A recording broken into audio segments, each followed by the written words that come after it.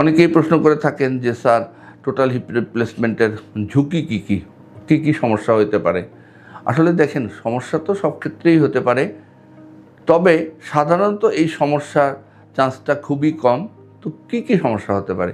একটা হতে পারে যে ইনফেকশন, অর্থাৎ আমরা যদি এই টোটাল হিপ রিপ্লেসমেন্টটা ঠিক পুরা স্টেরাইল কন্ডিশন, অর্থাৎ জীবাণু মুক্তভাবে না করি, সেই ক্ষেত্রে হয়তো ইনফেকশন হতে পারে। এই জন্যই যেখানে সেখানে টোটাল হিপ রিপ্লেসমেন্ট করা উচিত না।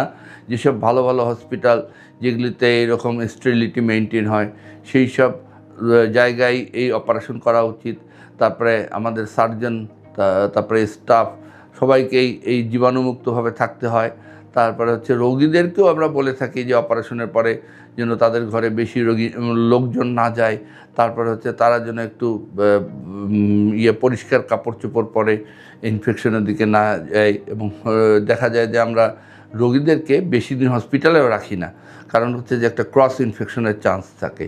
তো এটা একটা ইনফেকশন গেল। আর একটা হচ্ছে পারে যে জয়েন্ট ডিসলোকেশনের চান্স থাকতে পারে, তবে জয়েন্ট ডিসলোকেশনের চান্স সাধারণত খুবই কম, এবং যদি সার্জন ঠিকমতোভাবে অপারেশন করেন সেক্ষেত্রে আসলে জয়েন্ট ডিসলোকেশনের চান্স থাকে না। এবং অনেক সময় দেখা যায় রোগীরা কিছু অনিয়ম করে, যেমন হচ্ছে যে অপারেশনের পরপরই পা দুইটা একত্রিত করে একটা আরেকটার উপরে করে ফেললো, তারপরে হচ্ছে যে পাটা ঘুরে গেল, সেই ক্ষেত্রে ডিসলোকেশনের একটা চান্স থাকে। তো সেই জন্য আমরা যেটা বলি যে অপারেশনের পর আমরা একটা অ্যাবডাকশন পিলো দিয়ে দেই দুই পায়ের ফাঁকে, যেন কোনো জয়েন্ট না হয়, মানে ছুটে না যায়। তারপরে হচ্ছে যে আরও এরকম ছোটোখাটো কিছু সমস্যা হতে পারে, তবে এইগুলি সাধারণত হয় না। আর আরেকটা জিনিস হচ্ছে যে অ্যানেস্থেসিয়ার কারণে, অর্থাৎ আমরা যে অজ্ঞান করছি, অবশ করছি, এর কারণে কিছুটা ঝুঁকি আছে।